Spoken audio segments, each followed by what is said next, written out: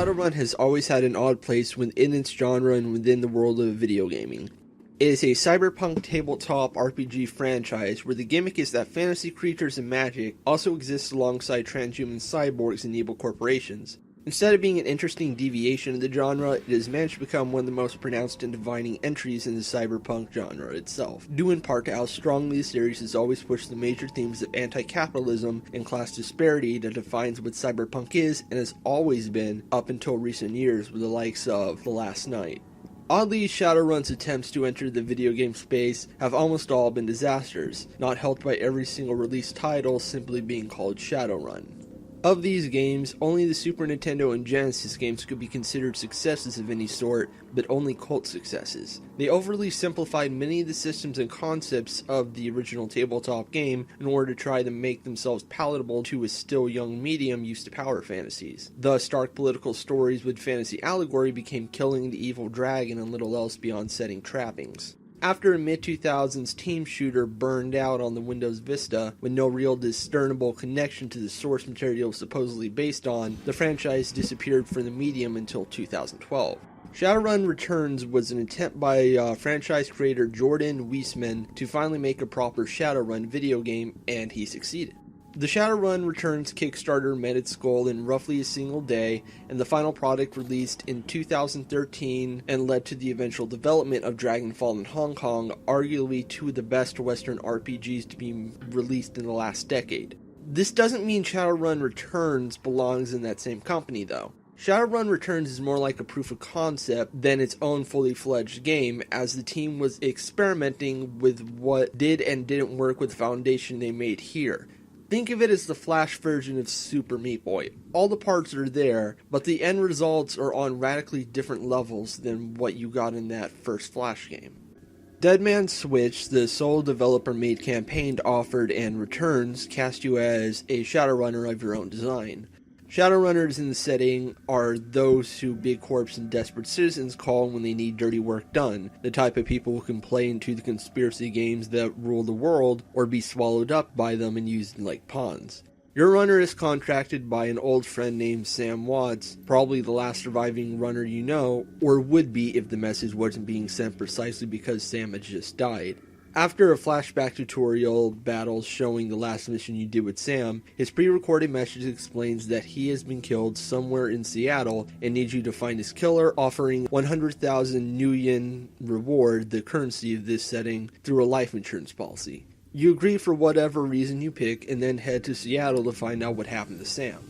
A major advantage Shadowrun Returns has over its contemporaries, like Obsidian's Pillars of Eternity from 2015, is accessibility. Where most Western RPGs tend to bog themselves down with variables, expecting enthusiast audiences already familiar with these complicated systems to understand them innately, Returns tries to be inviting to new audiences and benefits greatly from simplified systems. The character creation system is easy to understand, with every stat and attribute branch explained with great detail. Every stat and substat has a logical relationship, like strength relating to melee fighting or willpower to magic, and you can quickly glean what is important for what build. The multiple races you can choose from also lend themselves to different builds, but there's still plenty of freedom to make seemingly incompatible builds with races work well. You pick your stat with karma, this game's experience. By completing significant or difficult tasks or simply finding shortcuts and non-violent solutions, you can earn karma points that can then be used to grow your stat and unlock more skills.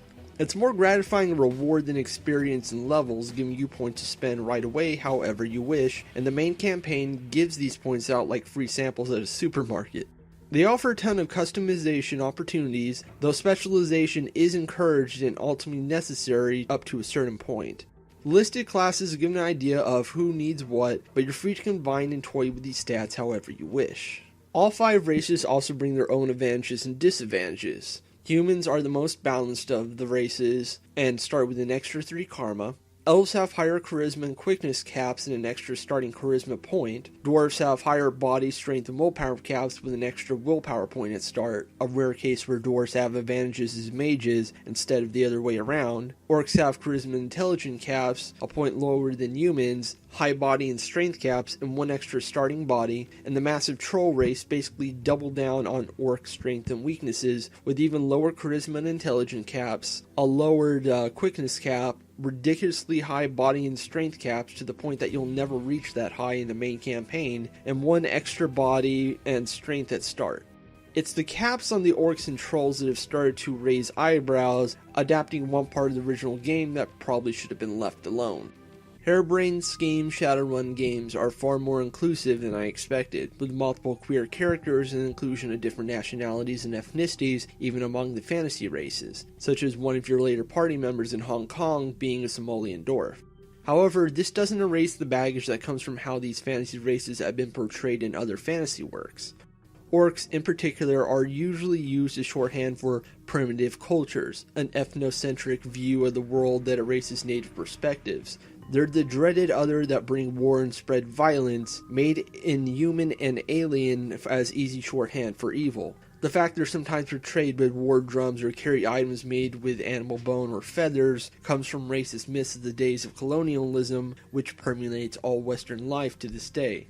I bring this up because the Returns trilogy with Dragonfall and Hong Kong try heavily to subvert this in their writing, but the carryover of the intelligence and charisma casts for orcs and trolls results in mechanics that send a different message, alongside the ridiculous strength and body buffs feeding into the fetishization of black male bodies when paired with the rest of the expected orc troll and motives, since so much of this comes from African tribal stereotyping.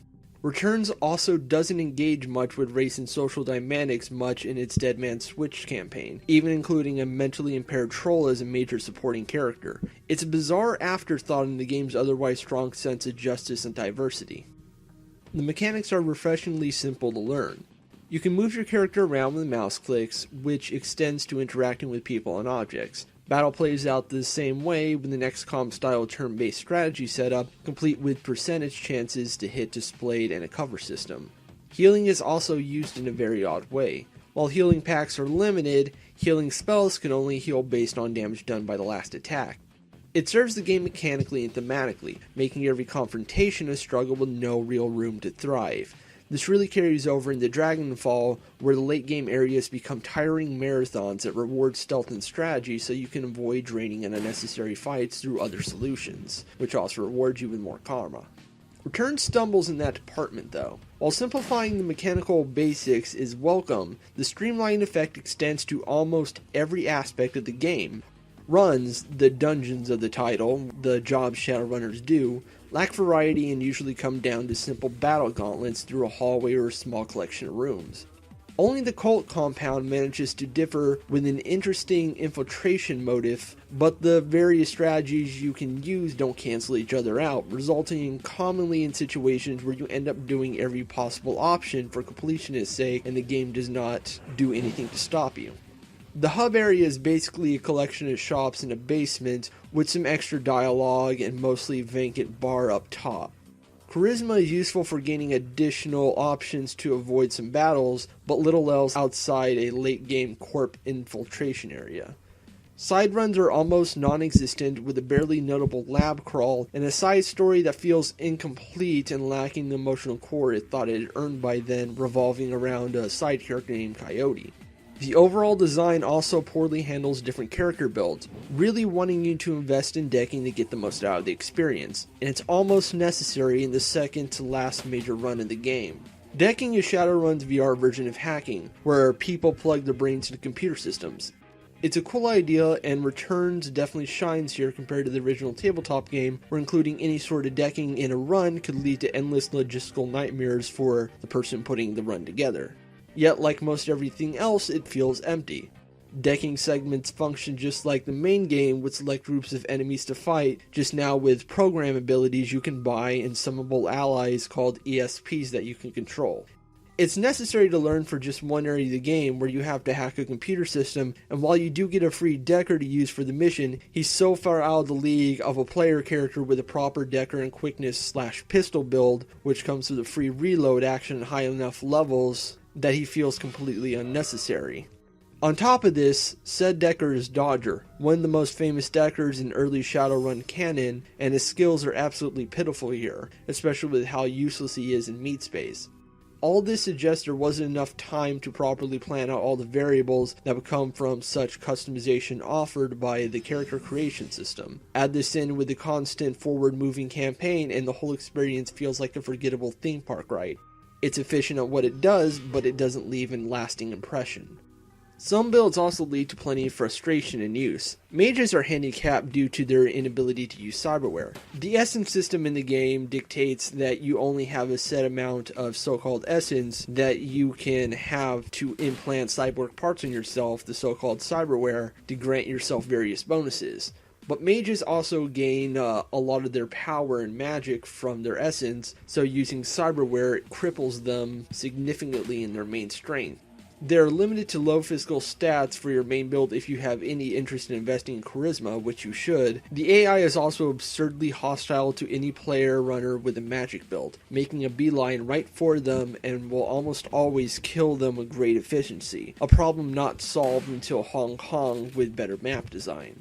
Shamans arguably have it even worse, acting almost entirely as buff and debuff spellcasters with no real offensive options. They can summon spirits, but only if spirits are hidden in the area or they have a fetish, a rather expensive one-time item that might not be worth the money.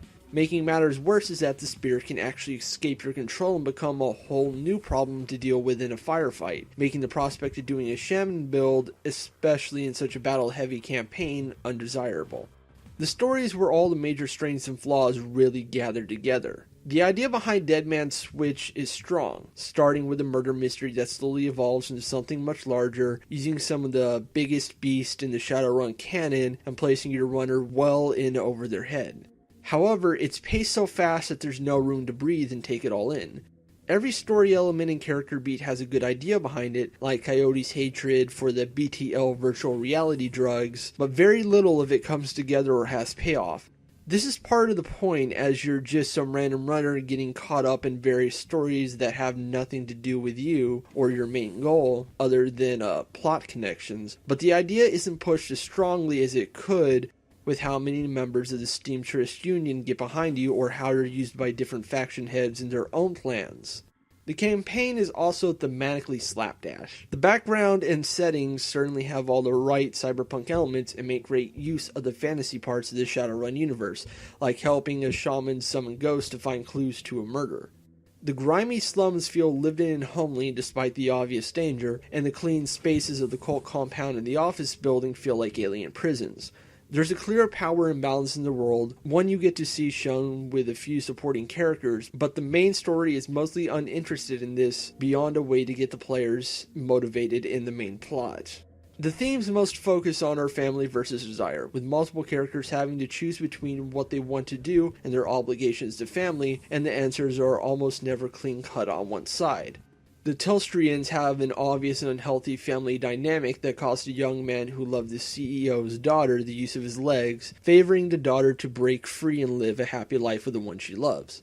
However, Coyote's desire for revenge against the BTL trade is clearly in the wrong when compared to her cousin's life, an addict in desperate need of help that requires you to spare a group of manipulated addicts trying to fight you and free them from the Decker's control.